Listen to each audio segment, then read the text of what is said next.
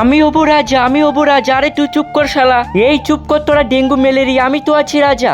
বাবা তোমার রাজা হয়ে কি ফায়দা, তোমার বুকে তো এক ফোঁটাও দম নেই, মানুষের দুনিয়া থেকে রক্ত চুষে নিয়ে আসো। হ্যাঁ বাবা, তোমার বুকে তো এক ফোঁটাও সাহস নেই। কি বলছিস সাহস? এখন আমি দেখি তোরা দুজন কতটা সাহসী। যা তোরা দুজন মানুষের দুনিয়ায় যা রক্ত নিয়ে আয়, তোদের দুজনের মধ্যে যা রক্ত বেশি সুস্বাদু হবে তাকে আমি রাজা বানিয়ে দেবো। বাবা বাবা, এই দেখো আমরা নিয়ে আসি মানুষের দুনিয়া থেকে রক্ত, এখন খেয়ে বলো কার রক্ত বেশি সুস্বাদু। রাজা তো আমি হব, কারণ আমি মানুষের দুনিয়া থেকে মিষ্টি মিষ্টি রক্ত নিয়ে আসছি। বারে বা কত স্বাদ এই রক্তর মধ্যে।